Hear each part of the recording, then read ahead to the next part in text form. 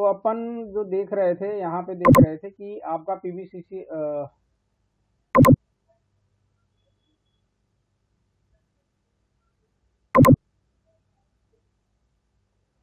तो ये जो अपन देख रहे थे यहाँ पे आपका पीवीसीएच लोकेशन देख रहे थे ना, पीएससीएच का पीएसएसएस कहाँ पे है, आपका एसएसएस कहाँ पे है। जब इसको सिंक्रोनाइज करने के बाद क्या है आपको, अरे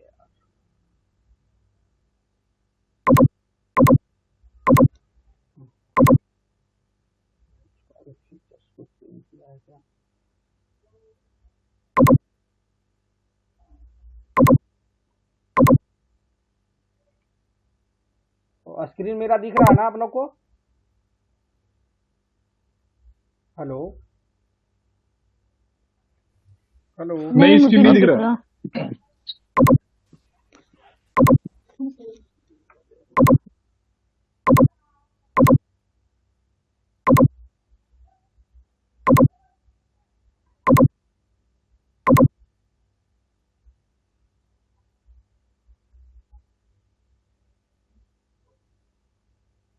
नाउ फाइन। हाँ, दिख रहा है, अभी दिख रहा है।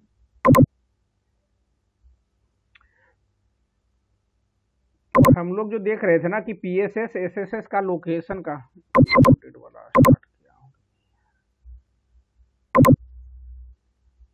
स्टार्ट है ना। तो पीएसएस एसएस का लोकेशन जो होता है आपका सबफ्रेम जीरो में सबफ्रेम जीरो में होता है, स्लॉट जीरो में होता है, सबफ्रेम 5 में होता है, स्लॉट जीरो में होता है आपका। और एसएसएस मतलब इसका सबसे जो लास्ट में जो होता है ना आपका, जो ग्रीन वाला जो देख रहे हो ना, वो आपका प्राइमरी सिंक्रोनाइजेशन है। लाइट येलो जो देख रहे हो वो आपका सेकेंडरी सिंक्रोनाइजेशन है। जब दोनों को सिंक्रोनाइज कर लेता है यूवी, तो यूवी को क्या मिल जाता है, पीसीआई यानी फिजिकल सेल आईडी मिल जाता है ना। जैसा कि अपन फार्मूला देखे थे कि पीसीआई कैलकुलेट करने के लिए जो फार्मूला होता है आपका 3 इंटू एसएसएस होता है प्लस पीएस होता है ना। एसएसएस का जो आपका इसका जो रेंज होता है 0 से लेकर के 167 होता है। इसका जो आपका रेंज होता है 0 to 2 होता है एसएसएस का। अगर 4G में कैलकुलेट करोगे आप तो पीसीआई जो होता है 0 से लेकर के 503 तक होता है, यानी 503 तक। अगर टोटल पीसीआई देखा जाए तो क्या हो जाएगा, टोटल पीसीआई 504 हो जाएंगे ना। कितने हो जाएंगे, 504 पीसीआई हो जाएंगे। तो उसी तरह से आपका पीबीसीएच हो गया, फिजिकल ब्रॉडकास्ट चैनल होता है। तो इसमें आपका क्या आता है, मीब आता है। क्या आता है, मीब। मीब जो होता है मास्टर इन्फॉर्मेशन ब्लॉक होता है। तो इसको अगर पूछा जाए तो मीब क्या है, MIB is a master information block which is transmitted by eNode B every 40 milliseconds and copy of MIB will be transmit by the inode B every 10 milliseconds. तो मीब में जो आता है आपका क्या आता है, मीब में जो आता है इट्स ए क्रूशियल इन्फॉर्मेशन यानी सिस्टम इन्फॉर्मेशन का पार्शियल इन्फॉर्मेशन आता है। क्या क्या आएगा आपका, डीएल बैंडविड्थ क्या है आपका ना, सिस्टम फ्रेम नंबर, कौन से सिस्टम फ्रेम नंबर में आप हो। पीएचआईसीएच के क्या आता है, कॉन्फिग आ जाता है ना।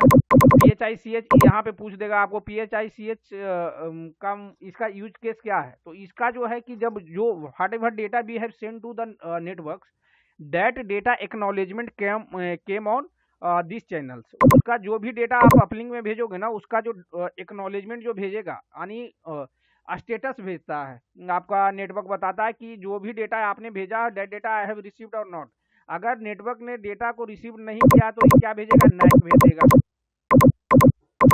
अगर रिसीव कर लिया है तो ये एक भेजेगा ना। तो ये सब सारे चीजें होता है। ये जो आप ग्रीन वाला जो देख रहे हो, ग्रीन वाले पे क्या आता है, इसका पीसीएफ आईसीएफ आ जाता है। PCF ICF physical format indicator channel होते हैं। इस पे जो आपका सीएफआई कैरी करता है, इट्स सीएफआई पे डिपेंड आपका क्या करता है, डीएल पीडीसीसीएच डिपेंड करता है। पीडीसीसीएच डिपेंड करता है कि अगर सीएफआई आपका डिफाइंड 2 है तो 2 होगा। जैसे कि यहाँ पे अगर देखोगे 1.4 मेगाहर्ट्ज में, तो इसका जो पीसीएफ सीएफआई का जो है डिफाइंड जो है आपका 2 डिफाइंड कर रखा है ना। तो ये जो होता है आरबी रूल अप्लीकेबल नहीं होता, बट आरईजी रूल अप्लीकेबल होता है। जो इसका 4 आरईजी का पेयर होता है। कितने का पेयर होता है, 4 आरईजी का। तो 1 आरईजी जैसा कि अपन देखें कल, 1 आरईजी इक्वल टू कितना होगा, 4 आरई होगा। रिसोर्स एलिमेंट ग्रुप होता है तो इसका 4 RE हो जाएगा। 4 RE into 4 कितना हो जाएगा आपका 16 REG चाहिए इसको ना मैप्ड करने के लिए। तो एज पर पीसीजी के अकॉर्डिंग ये क्या करता है, मैप्ड करता है। तो ये जो सारे ये जो आप देख रहे हो मेहंदी कलर का ना, ये जो आपका पीडीसीसी यानी डीसीआई है, डाउनलिंक कंट्रोल इन्फॉर्मेशन है। तो ये आपका सारे अपन चैनल ये जो डॉट डॉट देख रहे हो, डॉट डॉट ये रेड वाली ना, तो ये सारे जो आपका रेफरेंस सिग्नल है, ये जो सारे डॉट आप देख रहे हो ना, ये रेफरेंस सिग्नल है। With the help of reference signal we can calculate antenna भी हम लोग इसके बेस पे हम लोग कैलकुलेट करते हैं कि कितना नंबर ऑफ एंटीना आपका यूज्ड है ना। तो ये सब ये जो सारे इतना इसी को बोलते हैं फ्रेम स्ट्रक्चर में ये डिफाइंड किया हुआ, ये सब प्री डिफाइंड होते हैं एज पर 3G स्पेसिफिकेशन के अकॉर्डिंग ना। तो अपन फिर आगे क्या देख लिए थे कि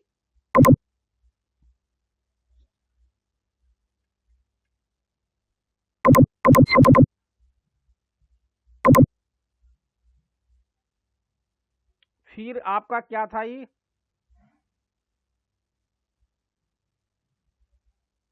इरेजर कहाँ पे है यार इसका,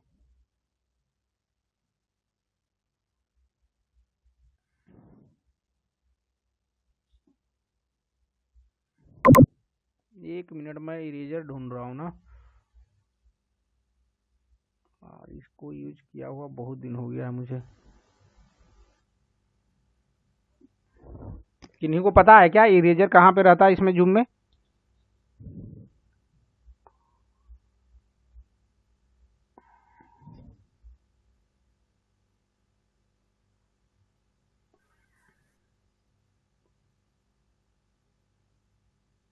यार इरेजर नहीं मिल रहे हैं, इसको मिटाना पड़ेगा। उसके ये जैसा तो नहीं। वर्ड का फंक्शन है ना यार, ये उसका फंक्शन है, नहीं नहीं, इसका जूम का है फंक्शन ना है। जूम का है। ये जो लिखा हूँ ना उसका पेन यूज करके मैं लिखा हूँ। अच्छा, तो पहले इरेजर तो यहीं नीचे पे व्हाइट बोर्ड, नीचे व्हाइट बोर्ड एक आ रहा है, व्हाइट बोर्ड करके इसमें लिखा हुआ ना आपने, या कंट्रोल अच्छा जेड हाँ करके हाँ देखो। पता चल गया, यहाँ पे है ना। हाँ ठीक है। तो आपका यहाँ पे हम लोग ने फ्रेम स्ट्रक्चर देख लिया, मॉड्यूलेशन क्या होता है अपना हम लोग पढ़ लिए थे पहले ना। तो इसका क्या हुआ, आपका जो ईयू का पावर ऑन हुआ ना, ईयू स्विच ऑन जैसे ही क्लिक करते हैं तो इसका जो डिवाइस में जो आपका सिम जो लगा हुआ होता है ना, तो सिम ड्राइवर क्या होता है, एक्टिवेट होता है। सिम ड्राइवर एक्टिवेट होने के कारण और उसके बाद क्या होता है, उसमें जो सिम में जो होता है ना प्री डिफाइंड रहता है पीएलएमएन आपका, कि कौन कौन से पीएलएमएन जो है ना की सपोर्टेड है। वो पीएलएमएन जो आपका हो गया होम पीएलएमएन हो गया, विजिटर पीएलएमएन हो गया, फोरबिडन पीएलएमएन हो गया। All PLMN has been defined predefined in SIM. जब स्क्रैम्बल क्या बोलते हैं, जब उसको मेकिंग करता है, जब बनाता है उसी टाइम वो डिफाइंड होता है ऑपरेटर बेस पे ना। तो जैसा ही वो एक्टिवेट होगा, सिम रेडी होगा, सिम को क्या करेगा, नैश को आपको दे देगा, वो पीएलएमएन दे देगा, पीएलएमएन इंडिकेशन वो भेजेगा नैश के पास। तो नैश वो पीएलएमएन को अपने में रख लेगा। उसके बाद रिक्वेस्ट को क्या कर देगा, कंफर्म कर देगा कि हाँ भाई जो भी पीएलएमएन आपने दिया आई हैव कीप इट ना। उसके बाद क्या करेगा, नैश जो होगा, नैश लेयर क्या करता है, गेट एक्टिवेट होता है, रिकॉग्नाइज करता है नीड टू रजिस्ट्रेशन के लिए। ये कोशिश करता है कि नेटवर्क के साथ हम अटैच हो। तो नैश क्या करेगा आपका, हाँ सर बताइए कुछ पूछना हेलो। हाँ नहीं यार, नहीं नहीं पूछेंगे। हाँ, तो नैश क्या कर रहा है, नैश रिक्वेस्ट करता है, किसको रिक्वेस्ट करता है, आरआरसी को रिक्वेस्ट करता है कि भैया जो भी प्रेजेंट ज्योग्राफिकल एरिया में हो उसका पीएलएमएन मुझे स्कैन करके मुझे दो ना। तो नैश क्या करेगा, नैश इसको पीएलएमएन रीडिंग प्रोसीजर स्टार्ट कर देगा, फाइल लेयर को दे देगा ना। फाइल लेयर को दे देगा तो फाइल लेयर क्या करेगा, पहले सबसे पहले आरआरसी क्या भेजेगा, फ्रीक्वेंसी स्कैन इंडिकेशन भेजता है और सिस्टम बैंड स्कैन भेजता है ना। तो ये क्या करेगा कि सबसे पहले की स्टोरेज जो फ्रीक्वेंसी होगा, स्टोरेज फ्रीक्वेंसी को स्कैन करने के लिए ट्राई करेगा फाइल लेयर ना। तो यानी डीसी फ्रीक्वेंसी जिसको बोलते हैं सेंट्रल फ्रीक्वेंसी होता है ना। तो डी फ्रीक्वेंसी को जब स्कैन कर लेने के बाद ये क्या करेगा, base on RSSI reference signal strength indicator होता है, आरएसएसआई के बेस पे क्या करेगा कि बेस्ट ऑफ फ्रीक्वेंसी को ही लिस्टेड कर लेगा। लिस्ट करके फिर क्या करेगा, आरआरसी को बता देगा। फिर आरआरसी बोलेगा कि भैया फिर से प्राइमरी सिंक्रोनाइजेशन करना स्टार्ट करो, यानी आपका प्राइमरी सेकेंडरी सिंक्रोनाइजेशन करना स्टार्ट करो। प्राइमरी सिंक्रोनाइजेशन करेगा, सेकेंडरी सिंक्रोनाइजेशन स्कैन करने के बाद क्या स्पेशल चैनल यानी प्राइमरी सेल आपको मिल गया, पीएसएस मिल गया, प्राइमरी सिंक्रोनाइजेशन। फिर उसके बाद आपका एसएसएस मिल जाता है, तो इसको पीसीआई मिल गया। उसके बाद आपका क्या करेगा, इसको क्या करेगा, वैलिडेट करेगा पीसीआई को with the help of reference signal. इसको वैलिडेट करने के बाद ही क्या करेगा आपका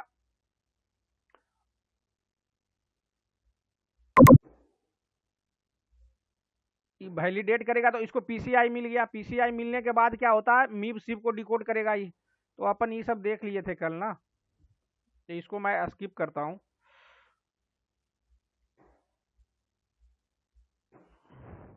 तो पीसीआई आपको मिल गया। पीसीआई मिल जाने के बाद क्या करेगा ये, पीसीआई कैलकुलेट कर लिया। पीसीआई का फॉर्मूला आपका होता है PCI equal to 3 into SSS plus, इसको आपको या तो एसएसएस भी बोल सकते हो आप, नहीं तो हम लोग बोलते हैं सेल ग्रुप आईडी बोलते हैं इसको, सेल सेक्टर आईडी भी बोलते हैं एसएसएस को, पीएसएस ना।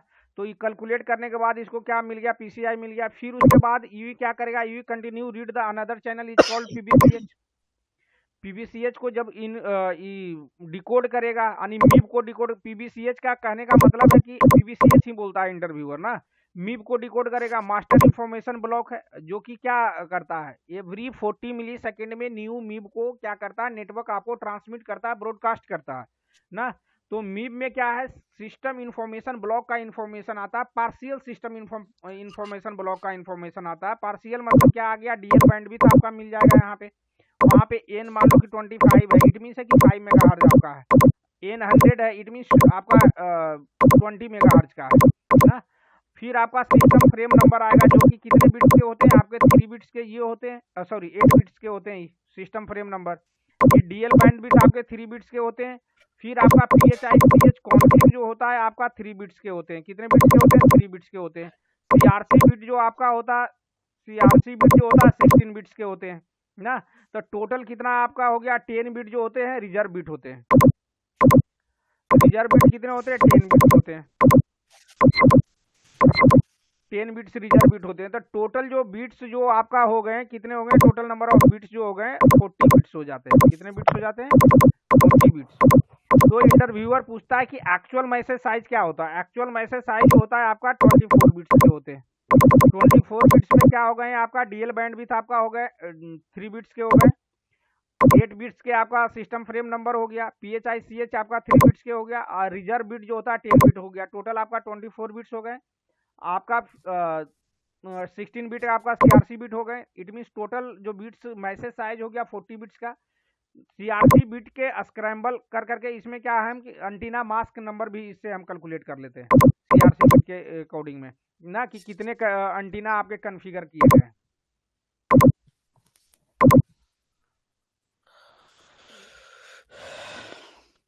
तो ये सब चीजें आपको पढ़ लिए। फिर मीब सिप को अपन डिकोड किए थे। क्या किए थे, मीब सिप को डिकोड किए थे। मीब सिप को डिकोड करने सिप 1 को डिकोड करेंगे।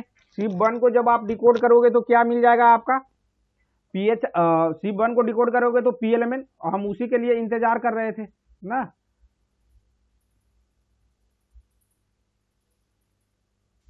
तो सिप 1 को अगर हम देखा जाए तो यहाँ पे अगर हम देखते हैं इसका I2 अगर देखने के ट्राई करते हैं तो सिप 1 में जैसे कि यहाँ पे आपको दिख रहा ना I, उसी तरह से अपन हम यहाँ पे भी लॉग में भी आप देखोगे ना, लॉग ओपन करके जो भी आपका जो लॉग्स होगा, ये जो आता है कौन से आरएलसी मोड पे आता है, आरएलसी के मोड भी पढ़ेंगे अपन। तो अभी ट्रांसपेरेंट मोड पे आता है, इसमें एक नहीं आता है इस मोड में ना। तो बीसीसीएच पे आता है, डीएलएससीएच पे आता है, जो फाइल लेयर जो होता है पीडीएससीएच होता है ना। तो इसमें जो इंफॉर्मेशन आपके जो आते हैं, आपका पीएलएमएन आइडेंटिटी आता है। पीएलएमएन आइडेंटिटी में आपका एमसीसी हो गया, एमएनसी हो गया। उसके बाद आपका cell reserve for operator use के लिए है कि नहीं है, यहाँ पे नॉट रिजर्व है। ट्रैकिंग एरिया कोड क्या है वो आपको दिखेगा यहाँ पे। सेल आइडेंटिटी क्या है वो दिखेगा। सेल वार्ड है कि नहीं है ये भी दिखेगा। इंट्रा फ्रीक्वेंसी सेल रिसिलेक्शन अलाउड है कि नहीं, यहाँ पे नॉट अलाउड है ना। सीएसजी इंडिकेशन क्या है आपका, फॉल्स है। इट मीन्स है कि आपका माइक्रो सेल है। अगर ट्रू रहेगा तो इट मीन्स स्मॉल सेल है, अगर फॉल्स है तो माइक्रो सेल है ना। Cell info cell selection selection info क्या होना चाहिए, QRX लेवल मीन जो होना चाहिए आपका -53 होना चाहिए। ये भी ऑपरेटर बेस होता है, यानी नेटवर्क बेस होता है कि क्या वो रखता है। फिर फ्रीक्वेंसी बैंड इंडिकेटर, कौन से बैंड से आप लैच हो, 7 बैंड से लैच है ना। SI पीरियोडिसिटी जो नेक्स्ट जो आएगा इसका क्या होगा, पीरियोडिसिटी आपका 160 होगा। 160 RF16 का मतलब क्या हो गया, रेडियो फ्रेम बोल रहा है। तो 1 रेडियो फ्रेम इक्वल टू क्या होता है आपका, 1 radio frame equal to RF1 अगर ये बोल रहा है तो कितना आपका हो गया, RF1 के 1 बोल रहा है तो 10 मिली सेकेंड, यानी RF16 बोल रहा है तो इसमें कितना हो गया 16 इंटू 10 यानी 160 मिली सेकेंड नेक्स्ट मीब आएंगे। यानी मीब जो ये जो SIB1 का जो इसका पीरियोडिसिटी आपका जो होता है, इसका जो पीरियोडिसिटी होता है 40 मिली सेकेंड होता है। कितना होता है 40 मिली सेकेंड। नेक्स्ट मीब का यहाँ पे क्या दे रखा है, पीरियोडिसिटी आपका 160 मिली सेकेंड के बाद आएगा नेक्स्ट मीब ना। यानी SIB1 जैसे आता है तो SIB2 को डिकोड करेगा, दोनों एक ही साथ आते हैं ना। तो ये आपका ये शेड्यूलिंग इन्फो इतना मिल गया। नेक्स्ट मीब आएगा, शेड्यूलिंग इन्फो हो गया SI पीरियोडिसिटी, उसके नेक्स्ट कितना आएगा 32 यानी 320 मिली सेकेंड हो जाएगा। जो मीब 3 आएगा, मीब 4 आएगा जो आएगा तो उसको 320 मिली सेकेंड लगेंगे मीब 4 को ना। SIB मैपिंग इन्फो क्या है आपका, जो SIB1 के बाद कौन से SIB आएंगे, SIB टाइप 3 है, इट मीन SIB 3 आएंगे आपके ना। यहाँ पे SI विंडो लेंथ है आपका कितना है 20 मिली सेकेंड है। सिस्टम इन्फो वैल्यू टैग क्या है आपका 0 है ना। अगर नेक्स्ट टाइप SIB आएंगे, SIB का इंफॉर्मेशन आएगा, अगर सिस्टम इन्फो वैल्यू टैग 0 से 0 छोड़ करके 1 2 3 यानी कुछ भी होगा, इसका जो वैल्यू होता है 0 से लेकर के 63 होता है ना। अगर कुछ चेंजेज आ रहे हैं इट मीन्स नेटवर्क ने कुछ ना कुछ ही चेंज किया है यहाँ पे ना।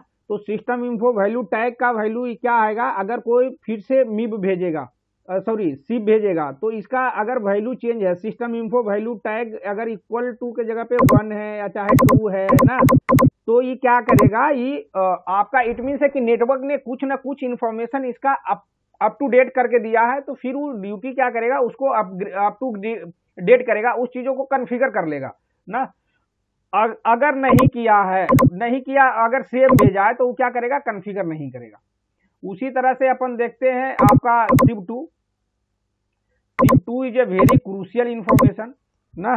तो जितना चीजें अभी हम कर रहे हैं, क्या कर रहे हैं, डाउनलिंक सिंक्रोनाइजेशन कर रहे हैं। क्या कर रहे हैं, डाउनलिंक सिंक्रोनाइजेशन ना। इसका आई देखो तो हाउ LTE स्टाफ वर्क्स, तो यहाँ पे सारे चीजें जिस तरह से देख रहा हूँ ना, लॉग में भी आपको यही सेम चीज दिखेंगे, लॉग में भी आपको एक्स्ट्रा कुछ दिखेंगे नहीं। ये सारे चीजें आपको प्रॉपर वे में जिस तरह से ये दिख रहे हैं ना, इसी तरह से लॉग व्यू हम लोग करते हैं ना। तो यहाँ पे आपका SIB2 में जो है, SIB2 में इट्स क्रूशियल इंफॉर्मेशन क्या है, रेडियो रिसोर्स कन्फिग है, रिलीज यहाँ पे रिलीज 8 को डिनोट कर रहा है। अब तो रिलीज 17 तक आ गया ना, जो कि आपका 5G के लिए होता है ना। रिलीज 10 तक के आपका किसका है, जो CA जो आता है रिलीज 10 इसमें आ जाता है। रिलीज 12 अपग्रेड हो गया, अब तो रिलीज 17 तक के आ गया चीजें ना। तो रैच कन्फिग हो गया, रैच कन्फिग हो गया तो प्रीएम्बल इन्फो आपको मिल गया ना। Preamble info, number of RA preamble जो होता है 0 से लेकर के 63 होता है। There are 2 types of preamble, एक कंटेंशन बेस होता है, एक दूसरा जो होता है आपका कंटेंशन फ्री होता है। तो नंबर जो SIB2 में जो कॉन्फ़िगरेशन आता है, रैच कन्फिग जो आता है आपका कंटेंशन बेस होता है, कंटेंशन यानी CB होता है, कंटेंशन बेस होता है। इसमें कंटेंशन बेस क्यों बोलते हैं, क्योंकि सारे यूई के लिए कॉमन ही होता है ना। तो कोई भी हो सकता है, सेम प्रीएम्बल कोई भी पिक कर सकता है, तो इसमें क्या होगा, इंटरफेरेंस बढ़ जाता है आपका ना। तो इसीलिए हम लोग इसको बोलते हैं contention base.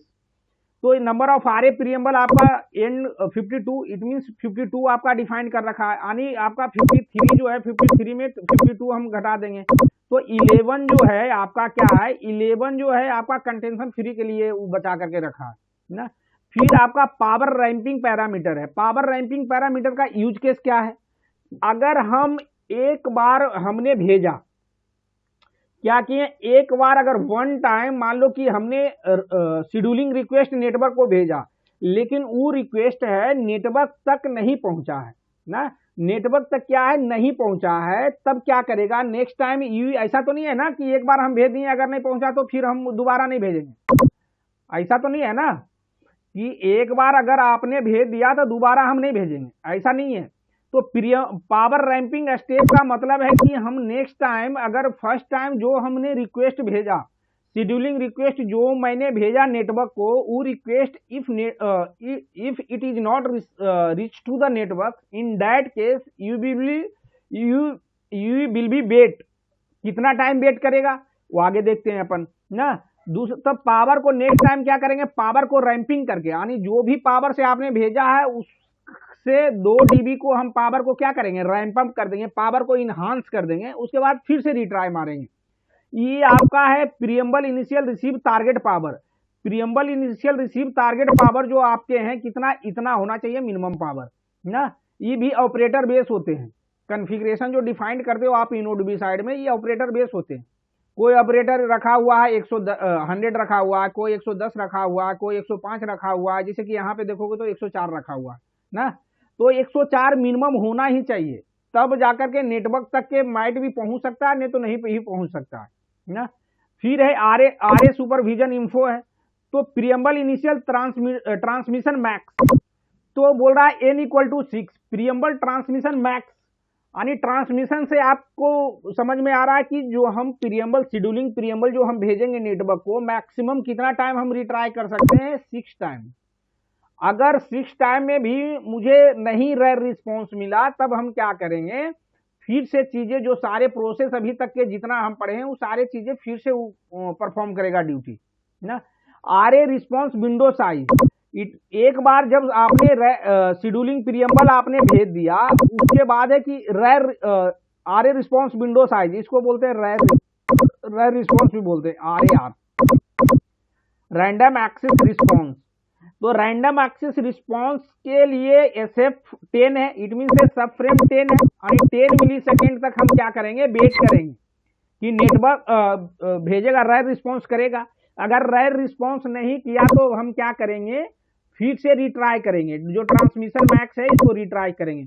Mac contention resolution identity, अगर जो मैंने शेड्यूलिंग प्रीएम्बल भेजा नेटवर्क को, उस शेड्यूलिंग मान लो कि इन नेटवर्क्स हैं आपके, ये आपके क्या है, यूई है, ये आपका इनोड भी है ना। हमने शेड्यूलिंग रिक्वेस्ट भेजा, नेटवर्क ने क्या किया, आपका रेयर रिस्पॉन्स दे दिया, रैंडम एक्सेस रिस्पॉन्स दे दिया। तब यहाँ से हम क्या भेजेंगे, मैसेज 3 भेजेंगे ना। मैसेज 3 के बाद क्या करता है, नेटवर्क से आता है CRI, कंटेंशन रिजोल्यूशन आइडेंटिटी। तो जैसी मैसेज 3 हम भेजेंगे ना, तो यहाँ पे टाइमर स्टार्ट हो जाता है, CRI टाइमर स्टार्ट हो जाता है ना। SF48 है, इट मीन 48 मिली सेकेंड का टाइमर आपका यहाँ पे, जैसे ही मैसेज 3 हम भेजेंगे 48 मिली सेकेंड का टाइमर स्टार्ट हो जाएगा, और CRI के लिए डिवाइस आपका वेट करेगा। अगर CRI आ गया तब तो आपका कंटेंशन रिजॉल्व हो गया। अगर CRI नहीं आया तो ड्यूटी इतना टाइम तक वेट करेगा, फिर से वो क्या करेगा, रीट्रांसमिट करेगा मैसेज 3। मैसेज 3 आपका क्या होता है आगे जानेंगे। ऐसे है कि RRC कनेक्शन रिक्वेस्ट जो भेजते हो उसी को बोलते हैं मैसेज 3 प्रोटोकॉल के लैंग्वेज में। तो मैक्स हार्क मैसेज 3 जो भेजेंगे, कितना टाइम हम रिट्राई मारेंगे, 4 बार हम रिट्राई मारेंगे। अगर कंटेंशन रिजॉल्व हो गया गुड एंड वेल, अगर नहीं हुआ तो फिर क्या करेंगे, फिर से आप शुरू से स्टार्ट करेंगे शेड्यूलिंग भेजना। फिर है BCCH config modification period coefficient है, यानी BCCH पे क्या आएगा आपका, मिब सिब आएंगे। PCH पे आपका क्या आएगा, आपका पेजिंग आएगा ना, डिफॉल्ट पेजिंग साइकिल, जो पेजिंग डमी पेजिंग आपका आते रहता है ना, जब आइडल में रहते हो ना तो डमी पेजिंग नेटवर्क भेजते रहता है बेस ऑन इस पे डिफॉल्ट पेजिंग साइकिल आपका जो डिफाइंड किया हुआ ना, इस बेस पे आपका पेजिंग आते रहता है। ऐसा नहीं कि पेजिंग है कि बोलनी है मुझे डेटा के लिए ही आता है, चाहे आपका MT कॉल के लिए आता है, इट्स नॉट वो वाला कंसेप्ट आपका अगर है तो वो गलत है ना। तो पेजिंग जो आता है आपका क्या आता है, पेजिंग डमी पेजिंग नेटवर्क ने कॉन्फ़िगर कर देता है डिफॉल्ट पेजिंग साइकिल। तो इस साइकिल जो पेजिंग डिफाइंड साइकिल जो कॉन्फ़िगर करके दिया है, उस साइकिल तक के हम क्या करेंगे, पेजिंग वो भेजते रहेगा नेटवर्क, कॉल नहीं भी आएगा तो।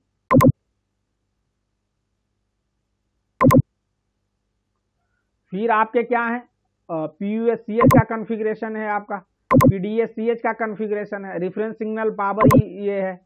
PUSCH का है, PUSCH में आपका होपिंग मोड्स क्या है, इंटर फ्रीक्वेंसी सब फ्रेम है, होपिंग ऑफसेट कितना डिफाइंड कर रखा है, देखो यूवी जो अपलिंक में कितना डाउन अपलिंक कितना कौन से क्वाम सपोर्ट कर रहा है, यानी 16 क्वाम, क्योंकि इनेबल 64 क्वाम यहाँ पे फॉल्स करके रखा हुआ है, यानी 16 क्वाम सपोर्ट ही करता है network. UL reference signal PUSCH जो है आपको यहाँ पे दिखेगा आपको ना, PUSCH कॉन्फ़िग जो हो गया ना। तो ये सब सारे चीजें आपको सिप 2 में दिखेंगे, ये सब सारे किस में दिखेंगे, आपके सिप 2 में दिखेंगे। फिर आपका जो ये टाइमर है, फिर आपके ये जो टाइमर है, ये टाइमर इट्स वेरी क्रूशियल, ये टाइमर है ना। ये आपको जो चारों ये जो टाइमर जो यूज होते हैं आपके RLF के केस में यूज होते हैं। किसके केस में यूज होते हैं? RLF। जरा RLF अगर ट्रिगर हो गया है, RLF रेडियो लिंक फेल जिसको आप बोलते हैं, 10 मिनट में रीज्वाइन करना पड़ेगा आप लोग को ना। इसमें जूम में यही दिक्कत है कि मीटिंग जो होता है ना, बार बार ये वैसे ही हो जाता है। अरे ये 45 मिनट तक के ही चलता है ना। तो फिर अगर ये मीटिंग अगर कभी हो जाएगा ना डिस्कनेक्ट, तो फिर से रीज्वाइन कर लीजिएगा आप लोग। तो यहाँ पे आपका जो टाइमर जो डिफाइंड है, ये आपका जब RRC कनेक्शन एस्टेब्लिश होता है ना, RRC रिक्वेस्ट जब देता है तो T300 टाइमर स्टार्ट होता है आपका ना। ये जो है RLF का टाइमर है, T310 N310 T311 N311, ये RLF का सारे टाइमर है। तो जब ये चीजें पीपीटी सारे, रुका हुआ है, क्या बोल रहे हैं? पीपीटी रुका हुआ है क्या? पीपीटी पीपीटी मतलब वहीं पे पीपीटी नहीं दिखा रहा हूँ, ये सिप का मैसेज, सिप 2 का दिखा रहा हूँ। सिप 2 का मैसेज नहीं अभी दिख रहा है? हेलो, हेलो किस किस पे हो? 114 पे? 114 पे PPT पे मैं नहीं हूँ, मैं इस सिप का मैसेज दिखा रहा हूँ। अच्छा, ठीक है, ठीक है।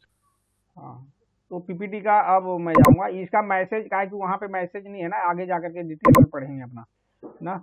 तो वही ये सब चीजें यहाँ तक के अपना पढ़ लिए थे। अब उसके बाद यही चीज को देखते हैं ना। तो यहाँ से आपका अब स्टार्ट हो गया, ये जो है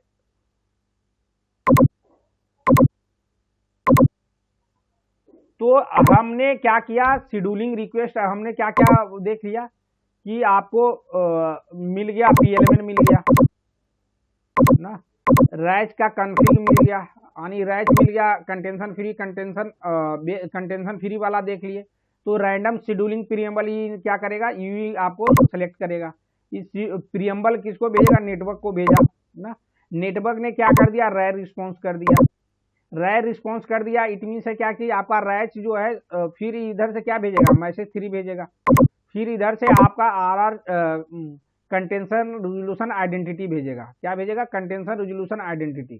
तो इसका सबकेस देखते हैं, क्या देखते हैं? सबकेस। तो SIP1 यहाँ पे जब डिकोड करने के बाद क्या करेगा? उस शेड्यूलिंग प्रीएम्बल भेजेगा। तो SIP1 में अपन देख लिए कि क्या क्या मिलेगा आपको ना। और ये जो SIP1 जो आपका आता है, SIP1 का जो है कि जैसा कि मैं बताया, इसका जो periodicity होता है 80 मिली सेकेंड होता है। कौन से सब फ्रेम में आता है? सब फ्रेम 5 में आता है। विच PRB resolve with the indicating by the PDCCH। और इसको सिप को डिकोड करने के लिए सबसे पहले मुझे क्या डिकोड करना पड़ेगा? PDCCH, यानी DCI पे आता है। DCI इसको डिकोड करना पड़ेगा कि कौन से सब फ्रेम में आ रहा है, अगेंस्ट जो SIRNTI होता है इसके अगेंस्ट में ना। तो अगर वेट टिल द SFN इतना तक के वेट करेगा, सब फ्रेम 0 तक के। ये first read the PCF ICF। अगर DCI डिकोड करना है, DCI डिकोड करना है तो ई को क्या करना पड़ेगा? पहले ये रीड करेगा PCF ICF कि PCF ICF में CFI कितना रखा है, कितना कॉन्फ़िगर किया है ना। CFI करेगा और find out how many symbol are reserve for the PDCCH। अगर जितना ही मान लो कि 2, जैसा कि अभी आप देखें थे तो 2 डिफाइंड कर रखा है, तो PDCCH जो नंबर ऑफ सिंबल जो कैरी करेगा कितना करेगा? 2 करेगा, 2 नंबर ऑफ सिंबल इस सब फ्रेम में। तो you read PDCCH symbol and decode the information info to find out which PDSCH RB are reserved for the SIRNTI के लिए रिजर्व है. You would download the PDSCH RB indicated by the PDCCH channel and decode it. The SIB1 को decode करेगा. SIB1 में आपको main जो information होता है PLMN ID हो गया, ट्रैकिंग एरिया लिस्ट हो गया, ECGI हो गया. उसके बाद आपका SIB2 से लेकर के SIB12 तक की क्या करेगा, डिकोड करेगा.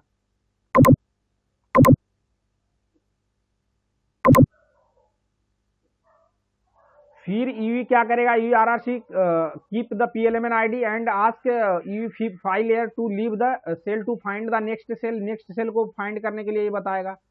फिर से ईवी क्या करेगा, every cell that is find out while the scanning you sync with that cell and read the PLMN repeated step. मतलब 7 से लेकर के 19 तक का स्टेप फिर से ये करेगा.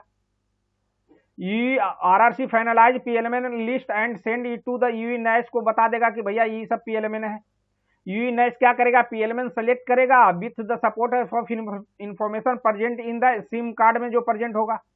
उसके बाद क्या करेगा, यूई जो होगा आस्क करेगा, UE NAS complete the selection of PLMN and should proceed for the registration के लिए प्रोसीड करेगा. ये रजिस्ट्रेशन के लिए प्रोसीड करेगा. उसके बाद UE NAS ask UE RRC complete the cell selection procedure make the RRC connection with the cell selection करेगा. यूई आरआरसी आस्क करेगा यूई फाइल लेयर से कि भैया फिर best cell among the cell with the PLMN में है, उसको best cell को मुझे सेलेक्ट करके बताओ मुझे ना. 5 फिर क्या करेगा, report the cell signal strength into the UE RRC which select in the best cell जो किया होगा. यूई आरआरसी क्या करेगा, ask UE file layer to resync the cell selected. जो भी सेल आपने सेलेक्ट किया है उसके साथ क्या करो, रिसिंक करो. UE start reading the PBCH यानी MIB-SIB को डिकोड करेगा ना.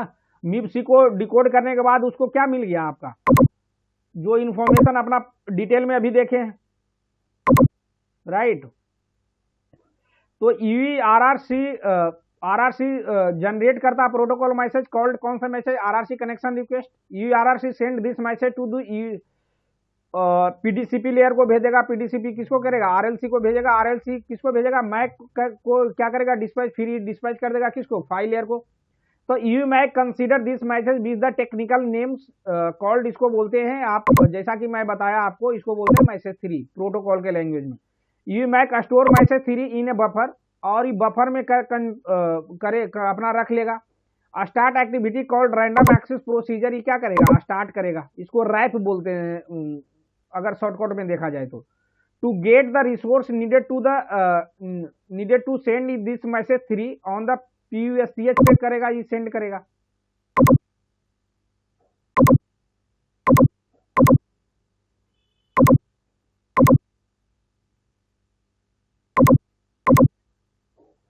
तो रैपिड आईडी में आपका क्या क्या होता है, जो देखो रैपिड रैंडम एक्सेस प्रोसीजर में क्या होगा, इनिशिएटेड बाई किसका, ये अभी तक जो भी अपन कर रहे थे उसको क्या कर रहे थे, डाउनलिंक सिंक्रोनाइजेशन इसको बोलते हैं. क्या बोलते हैं, डाउनलिंक सिंक्रोनाइजेशन. अब फर्स्ट मैसेज जो बोलते हैं तो इंटरव्यूअर आपसे पूछता है कि फर्स्ट मैसेज को क्या बोलते हैं, तो शेड्यूलिंग रिक्वेस्ट बोलते हैं या तो रैंडम एक्सेस प्रोसीजर बोलते हैं. तो यूएल सिंक्रोनाइजेशन इसको बोलते हैं. यूएल सिंक्रोनाइजेशन हम किस लिए करते हैं, यानी ग्रांट मुझे चाहिए मैसेज 3 को भेजने के लिए ना. तो गेट यूएल रिसोर्स, इसको यूएल रिसोर्स के लिए हम लोग करते, शेड्यूलिंग रिक्वेस्ट करते हैं, शेड्यूलिंग प्रीएम्बल भेजते हैं. 2 टाइप के आपके होते हैं. कितने टाइप के होते हैं, 2 टाइप के होते हैं. एक जो होता है आपका कंटेंशन बेस होता है, दूसरा होता है नॉन कंटेंशन बेस, आप कंटेंशन फ्री भी बोल सकते हो.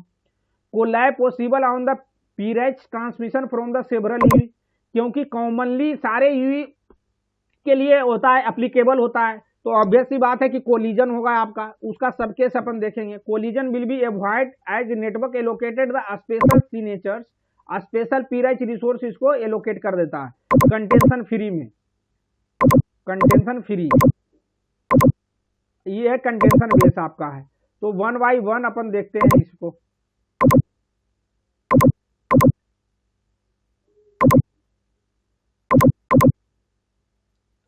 तो प्रीएम्बल भेज दिया, रैर रिस्पॉन्स आ गया, मैसेज 3 आ गया, यानी मैसेज कंटेंशन रिजॉल्व हो गया. ये क्या है आपका सक्सेस रेट है. सक्सेस प्रोसीजर ही कंटेंशन बेस वाला है। कंटेंशन फ्री वाला में क्या होता है कि प्रियम्बल मैंने भेज दिया, रैंडम एक्सेस रिस्पॉन्स आ गया, मैसेज 3 भेज दिया, ये 3 स्टेप्स होते हैं। और कंटेंशन बेस जो होता है 4 स्टेप्स होता है। जब तक कंटेंशन रिजॉल्व नहीं होगा, जब तक आपका 1 मिनट में आपका मीटिंग एक्सपायर कर जाएगा, तो रीज्वाइन कर लेना आप लोग। तो ये प्रियम्बल आ जाएंगे, तो इसको ये कंटेंशन फ्री हो गया, प्रियम्बल भेज दिए, रैंडम एक्सेस रिस्पॉन्स आ गया, इधर से आपका मैसेज 3 आ गया। यानी हैंड ओवर के केस में अपन यूज करते हैं। तो ये सब सारे चीजें अपन अभी डिटेल में देख लिए ना, कि सिप 2 में क्या क्या इंफॉर्मेशन आता है, इसका यूज केस क्या है, ये सब सारे चीजें अपन देख लिए हैं। तो इसको मैं स्किप कर रहा हूं।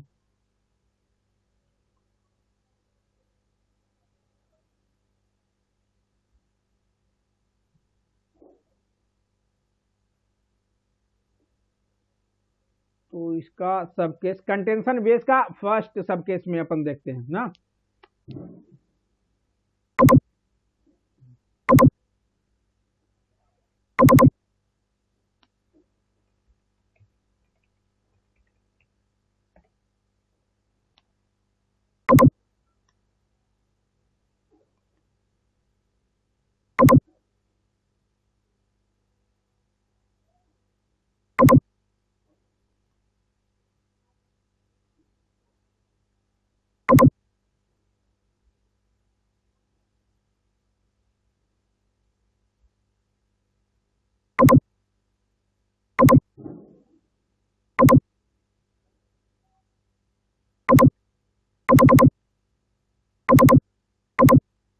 तो इसका जो होता है आपका बेस होता है।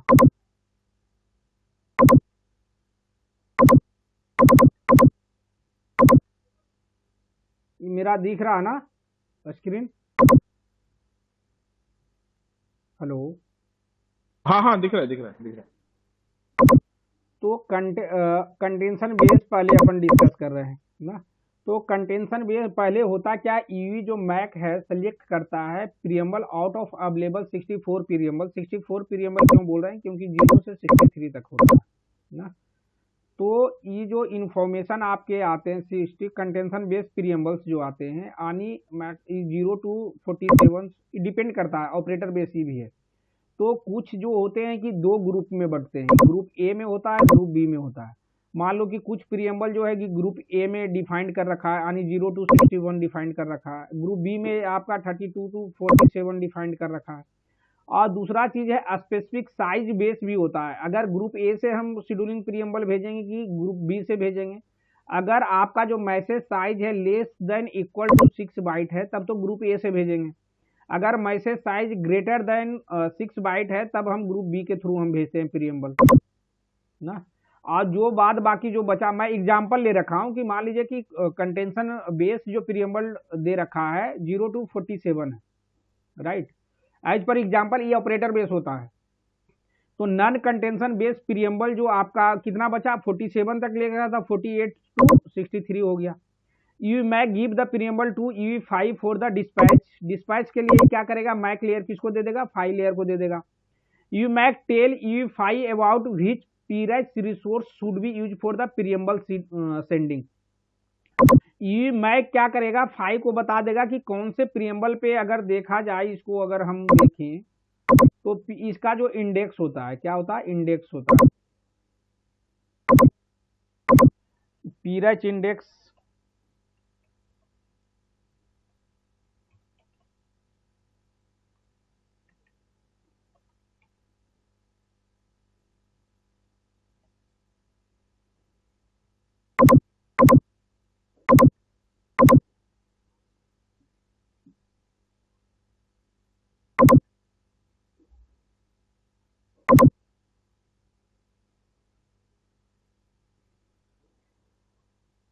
तो ये देखो आप लोग को दिख रहा होगा यहाँ पे ना।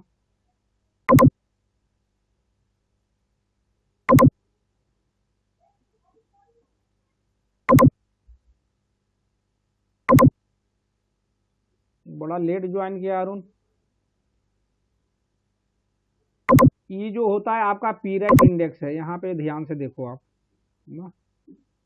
तो ये पीरेज कन्फिग इंडेक्स हो गया। अगर कन्फिग जो है कि अगर 0 जनरली आपका 14 रहता है तो प्रियम्बल वालों की 14 प्रियम्बल कन्फिग इंडेक्स 14 दे रखा है।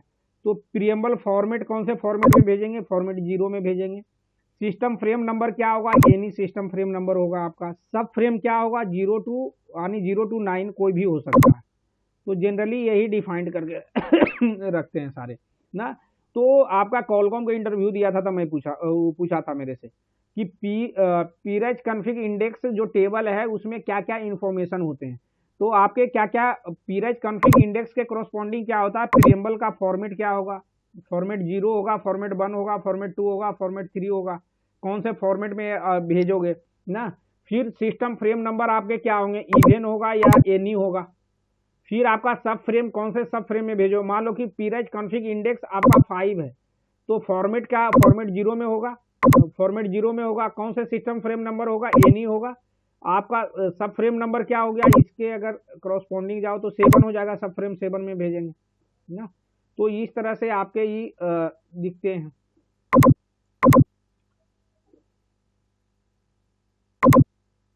तो वही चीज यहाँ पे है ना। तो उसके कॉन्फ़िगरेशन के अकॉर्डिंग ही क्या करता है, मैक बताता है कि कौन से पीरेज रिसोर्स पे तुम्हें ये भेजना है, प्रियम्बल सेंड करना है। You know the available peerage resource information from SIM2 से इसका पीरेज कॉन्फ़िग इंडेक्स आता है उसमें ना। अभी अपन देखे हैं डिटेल में। UEFI transmit the preamble on the selected peerage resource, जो भी पीरेज रिसोर्स सेलेक्ट किया है उस पर क्या करता है, ये भेजता है। Before transmitting UEFI calculate the RARNTI। File layer क्या करता है? कैलकुलेट करता है ट्रांसमिट करने। तो RARNTI कैलकुलेट करने के लिए फार्मूला होता है 1 + TID + 10 × FID होता है। TID का जो रेंज होता है आपका 0 to 10 होता है। FID का जो रेंज होता है 0 to 6, यानी RARNTI के ही करस्पॉन्डिंग ही होता है आपका। अगर इसको कैलकुलेट करोगे ना, मैक्स अपन ले रहे हैं, तो 1 + TID कितना हो गया आपका? 10 + 10 × कितना हो गया? मैक्स 6। तो टोटल कितना हो गया आपका? 1 + 10 + 60, यानी कितना हो गया आपका? लेस देन 10 है तो 9 हो जाएगा ना। लेस देन कितना है? 6 है, तो यहाँ पे 5 हो जाएगा, यानी 50। टोटल कितना हो गया? 60 हो जाता है। RARNTI का जो संख्या है 1 से लेकर के 60 होगा ये ना। तो इनोड भी physical received the preamble on the PRACH resource and does the following. जब ये सब चीजें करे कैलकुलेट करेगा RARNTI, इनोड भी send the preamble to the eNodeB MAC को सेंड करेगा ना। ENodeB MAC allocate the UL grant for the UE and this information should be forwarded to the UE, और ईवी को forward करेगा वो information को ना। MAC prepare a message called the random access response, यानी RAR response इसको करते हैं विथ द फ्लोइंग डिटेल्स। ये सब डिटेल के साथ भेजेगा। प्रियम्बल आईडी क्या होगा आपका, PUSCH PRB डिटेल क्या है, TCRNTI क्या है, टाइमिंग एडवांस, यानी 4 इन्फॉर्मेशन आपका भेजता है रैर रिस्पॉन्स में। रैंडम एक्सेस रिस्पॉन्स में कौन भेजता है? नेटवर्क्स आपको भेजता है। चारों इन्फॉर्मेशन आपके क्या भेजते हैं? नेटवर्क्स भेजते हैं।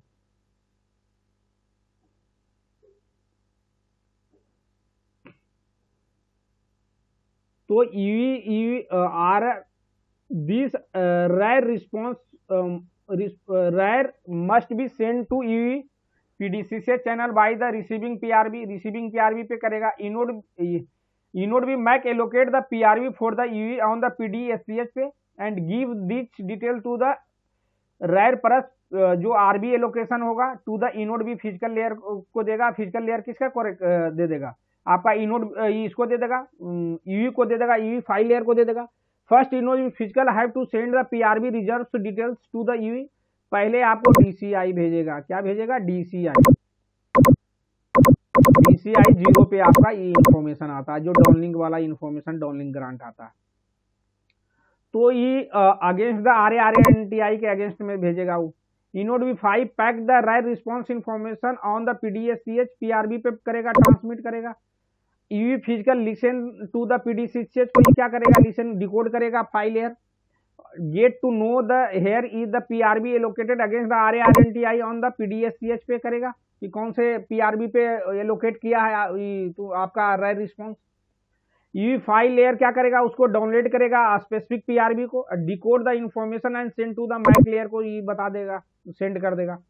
UV MAC receive the right response which contain the various details, जो डिटेल अपन देखे हैं क्या क्या रहेगा आपका, टाइमिंग एडवांस रहेगा, अपलिंग ग्रांट रहेगा, TCRNTI रहेगा आपका ना। UE MAC verify the preamble ID match and after this decide to send the message. अगर उसका प्रीएम्बल जो भेजा है वो प्रीएम्बल मैच कर जाएगा तब तो वो राइट रिस्पॉन्स मैसेज 3 भेजेगा, अदरवाइज वो क्या करेगा, फिर से रिट्राई करेगा। UE MAC send message 3 to UE physical along with the PUSCH PRB to UE to the TX के लिए मैसेज 3 को भेजेगा, आगे RRC कनेक्शन रिक्वेस्ट भेजेगा आपका। Also MAC tell PHY about the how much timing advance must be applied before TX भेजने से पहले जो भी आपका रेयर रिस्पॉन्स में टाइमिंग एडवांस भेजा है उसके करस्पॉन्डिंग वो बताएगा फाइल लेयर को कि जो मेरा TA है मैसेज 3 भेजने से पहले कि TA कितना अप्लाइड होना चाहिए। तो EV5 transmit message 3 by coding into the PUSCH PRB indicated, जो इंडिकेट किया है। ENode V5 receive this and send to eNode V MAC layer को ही भेज देगा। ENode V MAC will perform the below task, eNode V MAC परफॉर्म करेगा। Send the acknowledgement to EV that has received the message 3 to the higher layer को ही भेज देगा। इनोड V मैक फिर प्रिपेयर करेगा आपका CRI, ये क्रूशियल इंफॉर्मेशन है, CRI कंटेंशन रिजोल्यूशन आइडेंटिटी। तो this CRI contain the message 3 itself, जो मैसेज 3 में क्या क्या इंफॉर्मेशन अपन भेजते हैं, EV आइडेंटिटी भेजते हैं, आपका एस्टेब्लिशमेंट काउंट भेजते हैं, क्या भेजते हैं, एस्टेब्लिशमेंट काउंट, 2 इंफॉर्मेशन। तो जो EV आइडेंटिटी भेजा मैसेज 3 में वही इंफॉर्मेशन आपको CRI में क्या करेगा, इनोड भी भेज देगा। यानी सो CRI इक्वल टू मैसेज 3 में जो भी इंफॉर्मेशन भेजा है वही सेम इंफॉर्मेशन इसको UV को दे देगा। अगर दोनों मैच कर गया, जो UV आइडेंटिटी नेटवर्क UV ने भेजा है वही अगर नेटवर्क ने भेजा है तब तो कंटेंशन रिजॉल्व हो गया। तो वही चीज यहाँ पे आपको बता रहा है कि eNodeB reserve the PRB for UV on the PDCS against the TCRNTI to the send CRI के अगेंस्ट में, TCRNTI के अगेंस्ट में शेयर करेगा। UE MAC compare the CRI received with the message 3 if equal RAP is the successfully हो जाएगा तब तो आपका राइट पर हो जाएगा, अदरवाइज क्या हो जाएगा, फेल हो जाएगा। तो यहाँ तक कोई कंफ्यूजन है तो फिर बताइए, नहीं तो और फिर सब केस इसका लूंगा। हेलो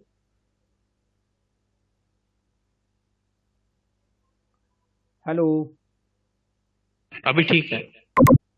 ठीक है, तो मैं इसका सब केस लेते हैं। पहला सब केस क्या है, जैसे contention base random access procedure fail case ले रहे हैं ना।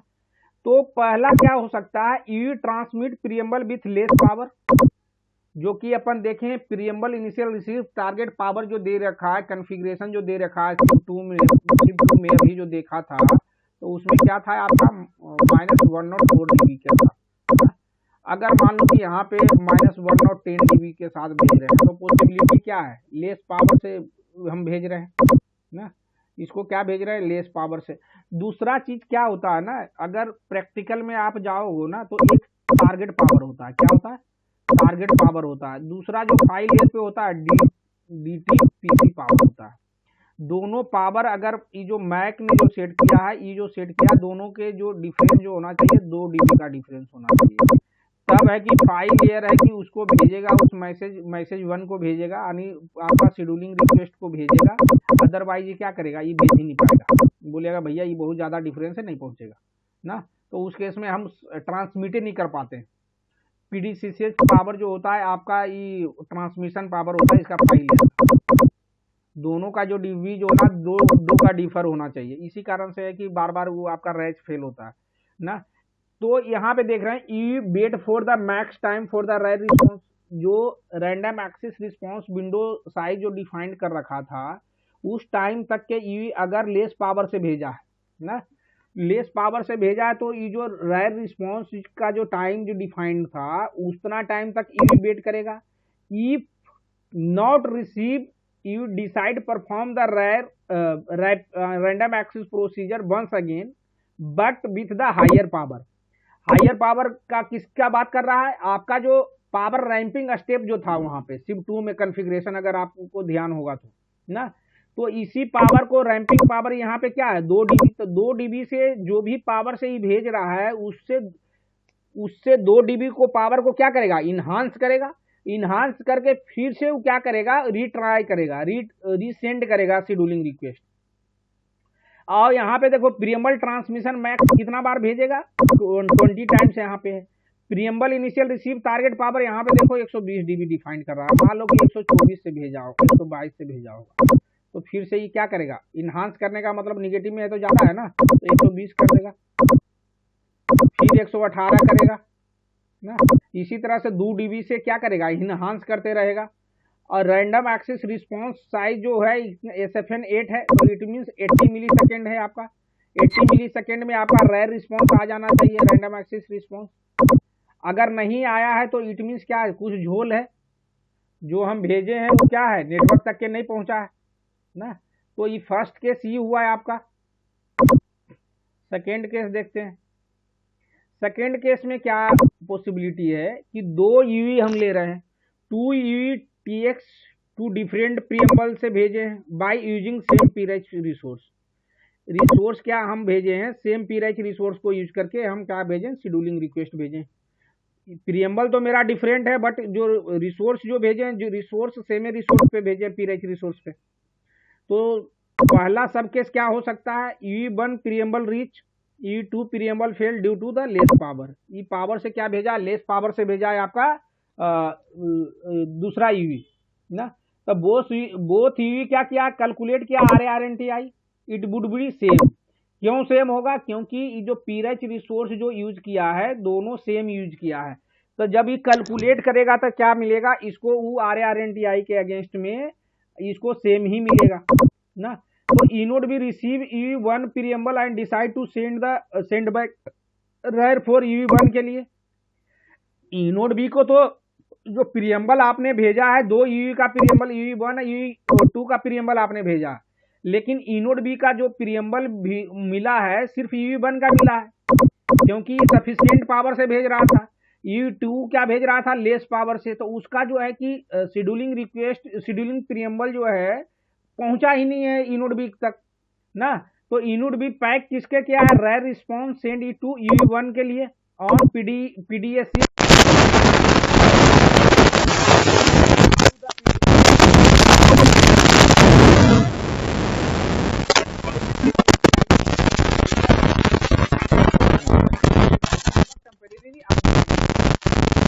Voice break. ब्रेक होना स्टार्ट हो गया फिर से क्या,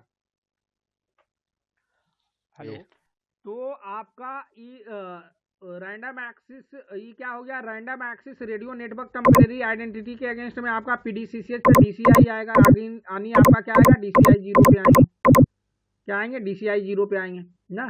तो बोथ UE बिल डाउनलोड करेगा। क्यों डाउनलोड करेगा, क्योंकि जो पीराइच रिसोर्स है दोनों का सेम यूज किया है, तो दोनों डाउनलोड करेगा। When they decode the RAR see this preamble, his preamble है, उसका जो प्रियम्बल जो जिस प्रियम्बल से भेजा है उसका प्रियम्बल है।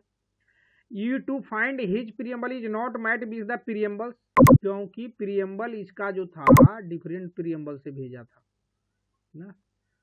तो प्रियम्बल जो ही भेजा था डिफरेंट प्रियम्बल से भेजा था। तो EU2 जैसी डिकोड करेगा तो क्या इसको कहेगा, मैच नहीं करेगा उसके प्रियम्बल के साथ।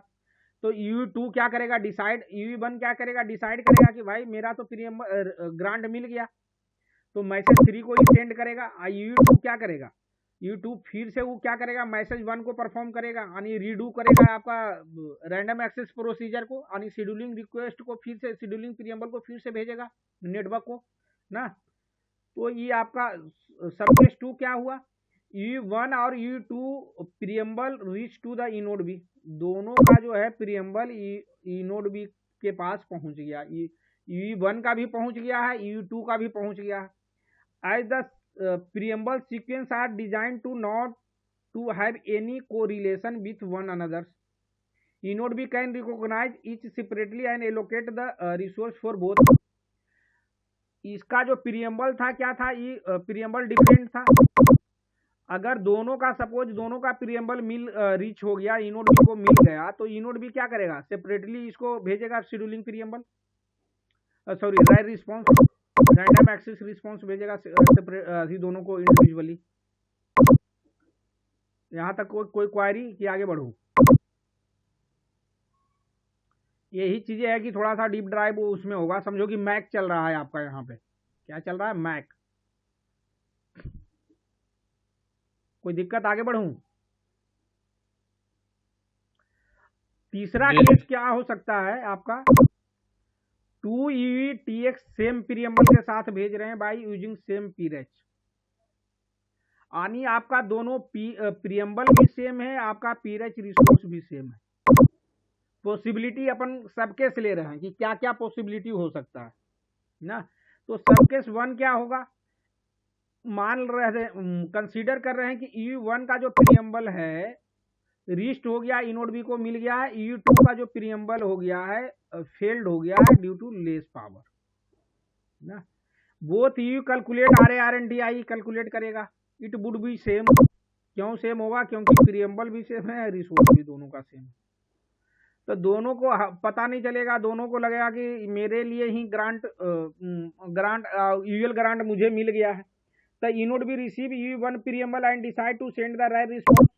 EU1 का जो प्रीएम्बल मिला है तो ई नोड बी क्या करेगा, डिसाइड करेगा EU1 को राइट रिस्पॉन्स भेजने के लिए। तो ई node B pack the RAR and send it to the EU1 on the PDCCH with the PRB reserves into the PDCCH against the RARNTI के रिजर्व में। तो बोथ EU क्या करेगा, डाउनलोड करेगा वो राइट रिस्पॉन्स को, बोथ EU डिकोड।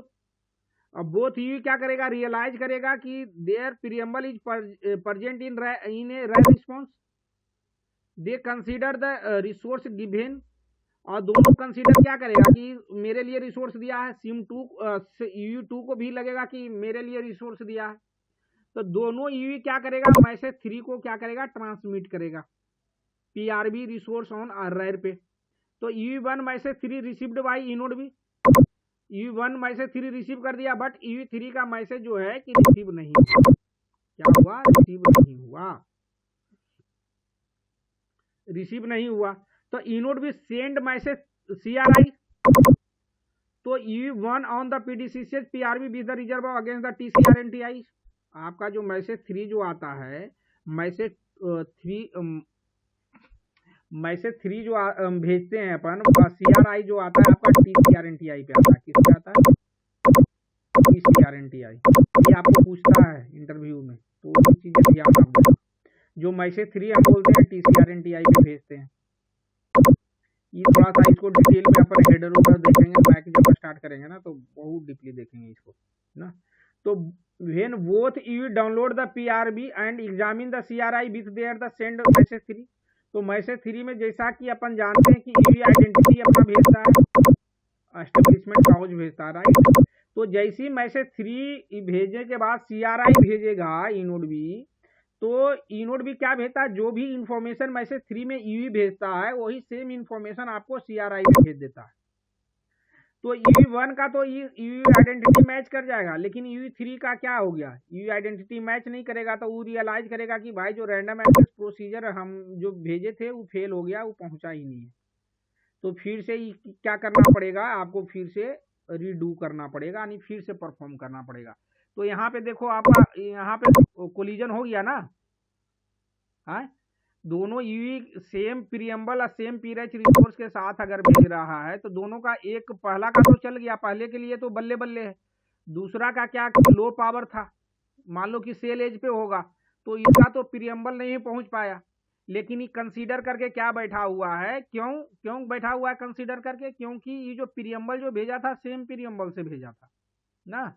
तो इसमें क्या हो गया, इसी कारण है कि कंटेंशन बेस में आपका इंटरफेरेंस ज्यादा होता है, कंटेंशन फ्री में नहीं होता है, क्योंकि नेटवर्क एलोकेट कर देता है डेडिकेटेड पीरेच रिसोर्स, समझे।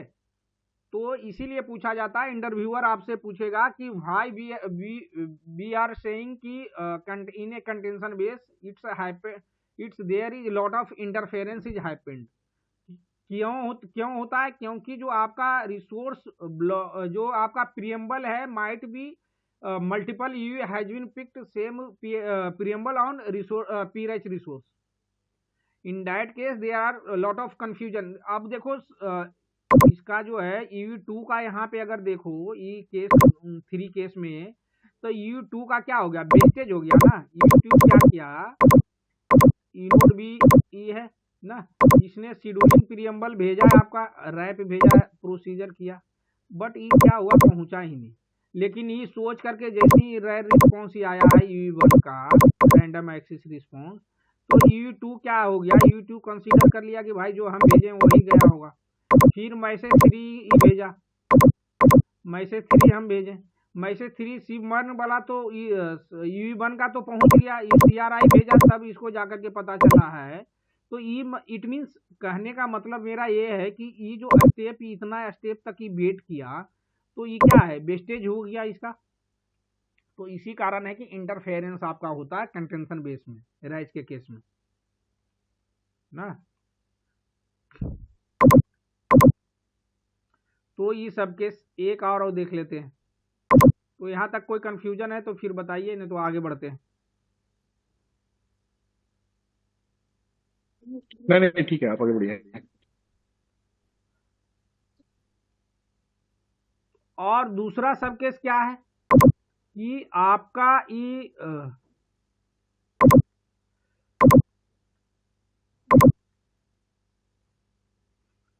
सब केस 2 क्या है? EU1 EU2 प्रियम्बल रीच, दोनों का प्रियम्बल क्या हो गया? आपके पहुंच गए। सेलेक्ट हो भाई, दोनों का प्रियम्बल है क्या है? पहुंच गया आपका ना। EU1 EU2 preamble reach, inode B के पास पहुंच गया, दोनों ने भेजा, दोनों का पहुंच गया। वी आर एज्यूमिंग ना, ऐसा नहीं है कि यही हाइपोथेटिकल सिचुएशन अपन ले रहे हैं। प्रियम्बल रैर प्रोसीजर जो आप किया, रैंडम एक्सेस प्रोसीजर, तो इनोड बी को पहुंच गया। ENode B send RAR response send करेगा, random access response with resource uplink grant. Both UE decide to transmit their the message 3, दोनों यू करेगा बाय यूजिंग द सेम PUSCH रिसोर्स। दोनों क्या करेगा? क्योंकि दोनों का पहुंच गया है, तो दोनों सेम PUSCH रिसोर्स को यूज करके क्या करेगा? मैसेज 3 को भेजेगा। सिनेरियो 1 क्या होगा?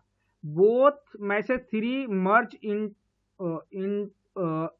मर्ज into from third ones, eNodeB will transmit CRI with the mix one. अगर दोनों का पहुंच गया मैसेज 3, तो इनोड भी क्या करेगा? जो ट्रांसमिट करेगा CRI, जो मिक्स वन ट्रांसमिट करेगा। Both UE will consider their the RAP as a fail and redo again. दोनों क्या करेगा? फेल। अगर दोनों का, जैसे कि जो प्रियम्बल ई दोनों ने भेजा ना, जैसा कि अपन देखे थे उसका सब केस 1 में कि दोनों का क्या था? प्रियम्बल सेम था और आपका पीराइच रिसोर्स भी सेम था। दोनों ने भेजा, दोनों का सेम टाइम पे इसको इनोड बी को पहुंच गया। क्या हो गया? दोनों को सेम टाइम पे।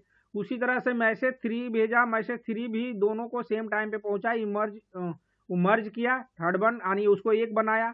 उसके बाद मिक्स मोड में क्या किया? इनोड बी ने will transmit CRI with mix mode.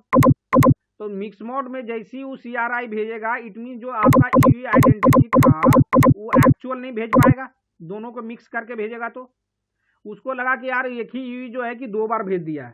समझ रहे हो आप कि मैसेज 3 जो है एक ही EU ने 2 बार भेज दिया है, तो वो कंफ्यूज हो गया। कंफ्यूज हो जाने के कारण ये क्या किया? उस मैसेज को 3 को मर्ज कर लिया, दोनों मैसेज को मर्ज करके एक बना दिया, थर्ड वन। और मिक्स मोड में क्या किया? CRI को भेज दिया। तो जैसे ही मिक्स मोड में आपका रैंडम एक्सेस आपका CRI आएगा, तो आपका क्या होगा? कंटेंशन रिजोल्यूशन आइडेंटिटी, तो ये EU आइडेंटिटी आपका मैच ही नहीं करेगा। तो क्या होगा? दोनों EU को फिर से क्या करना पड़ेगा कि वो कंसीडर कर लेगा कि यार जो मैंने जो प्रियम्बल भेजा था, जबकि एक्चुअल में सही भेजा, बट वो है कि दोनों क्या हो गया? कोलिजन हो गया, दोनों को एक ही साथ में पहुंच गया। तो फिर से इसको क्या करना पड़ेगा? परफॉर्म करना पड़ेगा, राइट। सिनेरियो नंबर दूसरा, both you message 3 received clearly because of time gap. यहाँ पे क्या था? आपका टाइम गैप नहीं था। ये जो सबके 2 में था, टाइम गैप नहीं था, लेकिन यहाँ पे क्या था, टाइम गैप था रिसेप्शन मैसेज रिसेप्शन में। तो eNode B consider message 3 which is using perfect TA, जो टीए वैल्यू कन्फिगर करके दिया था रैंडम एक्सेस रिस्पांस में, वो परफेक्ट टीए के साथ उसको रिसीव हुआ मैसेज 3। यार हम लोग कितना, बस इसको खत्म कर रहा हूँ इसको करके ना, 5 मिनट और दे दो आप लोग। तो यहाँ पे eNodeB MAC send CRI for the UE whose the receive message 3 consider, जो जिसका मैसेज 3 कंसीडर किया है। When CRI received the UE with the CRI match with message 3 से मैच कर लिया, consider the random access procedure successfully, और consider जैसे ही मैच करेगा तो क्या हो जाएगा, आपका सक्सेसफुली कंसीडर हो जाएगा। Other we have to redo, और अदर ईवी के लिए वो क्या किया, रिस्पॉन्स ही नहीं किया CRI, तो फिर से उसको क्या करना पड़ा, आपको परफॉर्म करना पड़ेगा, राइज परफॉर्म करना पड़ेगा। तो ये चीज़ें थोड़ा सा यहाँ पे मैं बता दिया हूँ फाइल में ही, ताकि वहाँ पे हम इतना थोड़ा वैसे इसको स्पीड अप करके निकल जाएंगे। तो यहाँ तक में तो ये सब सारी चीज़ें आपका था रैज से रिलेटेड ना। चौथा केस जो आपका है, इसको करके कंप्लीट खत्म करते हैं अपना। चौथा केस कंटेंशन बेस ये भी है, तो व्हेन इनोड भी डज नॉट हैव रिसोर्स। देखो 3 केस अपना जो देखे हैं, तीनों केस में क्या है, ईयू के पास क्या है, रिसोर्स अवेलेबल है। ईयू के पास क्या है, रिसोर्स अवेलेबल है, बट जो ड्यूटी जो भेज रहा है, कहीं पे उसका पावर कम है, कहीं पे क्या है सेम प्रीएम्बल से भेज रहा है। लेकिन माइट भी मान लो कि ईयू जो है, इनोड भी जो है ओवरलोडेड है ना, तो उसके पास क्या होगा, रिसोर्स का कंजशन होगा। तो उस केस में क्या है, इनोड भी send the backup indicator. Backup indicator क्या होता है, we will see on MAC layer, इसको और डिटेल में अपन पढ़ेंगे मैक लेयर में। To UE in the RAR response में, तो बैकअप इंडिकेशन का मतलब होता है कि ईयू को इनोड भी बोलता है कि भैया तुम वेट करो सम टाइम, उसके बाद तुम भेजना, क्योंकि अभी मेरे पास रिसोर्स का अवेलेबिलिटी नहीं है, तो we can't provide your grant, uplink grant UL देता है ना। तो minimum wait for the X time resource, for resource के लिए, तो जितना भी बैकअप इंडिकेटर बताएगा, बैकअप इंडिकेटर के अकॉर्डिंग क्या होता है, आपका टाइम मैपिंग होता है। तो मैक में देखेंगे कि क्या टाइम में होता है। इसका जो होता है 0 से लेकर के 15 होता है ना। तो 0 करस्पॉन्डिंग टू जो इंडेक्स जो होता है, बैकअप इंडिकेटर इंडेक्स जो होता है, उसके करस्पॉन्डिंग में आपका एज पर 3G स्पेसिफिकेशन क्या होता है, टाइम मैपिंग रहता है। तो इनोड भी बोलता है यू के भैया कि जो टाइम जो दिया हूँ, इतना टाइम तक वेट करो, उसके बाद फिर से तुम रिट्राई करो शेड्यूलिंग रिक्वेस्ट, तब जाकर के हम आपको ग्रांट एलोकेट कर सकते हैं, अदरवाइज अभी नहीं कर सकते। तो अब यहाँ तक के कोई क्वेरी है तो फिर आप बताइए, न तो फिर अपना नेक्स्ट क्लास में करते हैं। तो ये आपका जो अभी था पूरे अपन जो देखे हैं रैच प्रोसीजर देखे हैं। हेलो, नहीं सही है सुझाव। तो अब थोड़ा सा मजा आएगा सर पढ़ने में ना। फिजिकल में जो थोड़ा सा था ना, वो थोड़ा कॉम्प्लिकेटेड है चीजें, है कि पूरा मतलब विजुलाइज नहीं करोगे तो काहे कि मैथमेटिकल तो मैं उतना कर सीखने का कोई मतलब बनता नहीं उसका ना, तो बहुत ज्यादा है। तो ठीक है सर, आज भर इतना ही, और जो क्लास जो शेड्यूल होगा नेक्स्ट सैटरडे संडे से 6 आपका 5 से 6:30 होगा। तो आपको लिए तो थोड़ा सा दिक्कत होगा सर, लेकिन रिकॉर्ड कर रहा हूँ वीडियो ना। नहीं कोई बात नहीं है, कोई बात नहीं। आप मेरे को ना लिंक भेज दो आप, ठीक है, इसका चैनल का, मेरे पास लिंक नहीं है चैनल का। ठीक है मैं भेज दे रहा हूँ, तो आपको वहां से आप देख लेना। अब है कि चीजें है कि बहुत प्रॉपर वे में आपको चीजें समझ में आएगा। ठीक है जी, चलिए, गुड नाइट।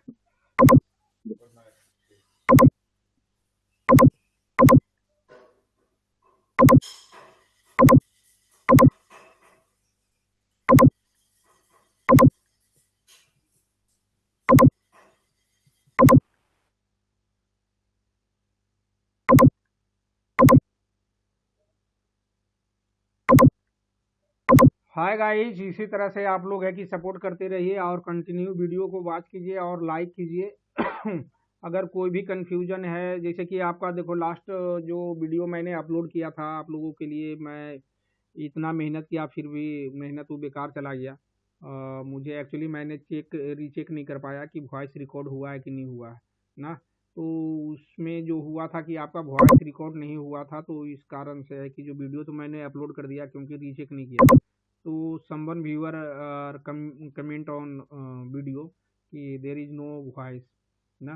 तो फिर से वो वीडियो को मैं रिकॉर्ड करूँगा नेक्स्ट अपकमिंग वीक में, एंड आई विल अपडेट। तो डोंट वरी। तो आप लोग है वीडियो को ज़्यादा से ज़्यादा वॉच कीजिए, या जो भी आपके जो नीड हैं जिनको ना, उनको आप बताइए और कंटिन्यू वीडियो को देखते रहिए। Thank you.